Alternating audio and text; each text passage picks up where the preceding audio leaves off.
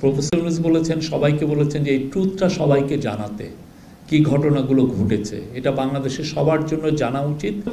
Sad বিষয় হচ্ছে যে লোকগুলো করছে আমার আশেপাশেরই লোক, আমাদের আশেপাশে, হয়তোবা আপনি আমাদের মধ্যে হয়তোবা কেউ ওনাদেরকে আবার আমরা হ্যাপি বার্থডেও জানাচ্ছি, এমন সব লোক এই কাজগুলো করেছে। ঢালাইয়ের সেরা প্রিমিয়ার সিমেন্ট।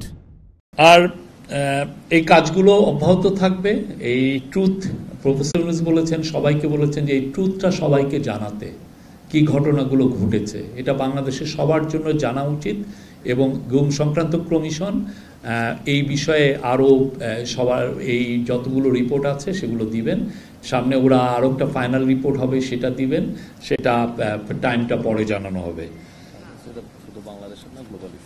আর স্যার বলেছেন এটা বাংলাদেশের বিষয় না, এটা গ্লোবাল ইস্যু, বিকজ গ্লোবাল অনেকেই এটা হিউম্যান রাইটস গ্রুপগুলো জানতে চায়, পৃথিবীর মানুষ জানতে চায় যে শেখ হাসিনার আমলে আসলে কি হয়েছিল, এটা তো সবাই জানতে চায়। অনেকে তো এই গল্পগুলো অনেকটাই জানেন, কিন্তু আরও বিস্তৃতভাবে জানার জন্য এটা একটা পৃথিবীর সবাইকে জানানো উচিত।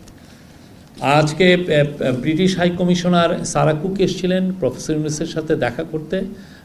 পুরো তাদের সাথে মিটিংটা ছিল হলো প্রফেসর ইউনূস আপনি জানেন 9 থেকে 13 তারিখ ইউকে ভিজিটে যাচ্ছেন, সেখানে the king Charles the third harmony award উনি পাবেন, এটা খুবই প্রেস্টিজিয়াস একটা অ্যাওয়ার্ড, সেখানে উনি পাবেন। এবং আজকে মিটিংয়ে জানানো হয় যে ওই এই অ্যাওয়ার্ডের সময় অ্যাওয়ার্ড সেরিমনির আগেই প্রাইভেট অডিয়েন্স মানে কিংস চার্লসের সাথে আমাদের চিফ অ্যাডভাইজার একটা মিটিং হবে।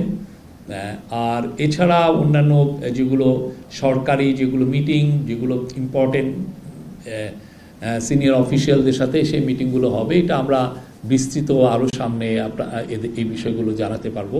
সেই বিষয়ে অনেকগুলো বিষয়ই থাকবে, বাংলাদেশের থেকে আমরা যেগুলো ইম্পর্টেন্ট ইস্যু সবগুলোই তোলা হবে এই মিটিংগুলোতে। আমাদের প্রফেসর ইউনূসের সাথে এখানে 2জন ইম্পর্টেন্ট মেম্বার এই ট্যুরে থাকবেন, হচ্ছে সেন্ট্রাল ব্যাংকের গভর্নর আহসান মনসুর এবং অ্যান্টি করাপশন কমিশনের চেয়ারম্যান আব্দুল মোমেন।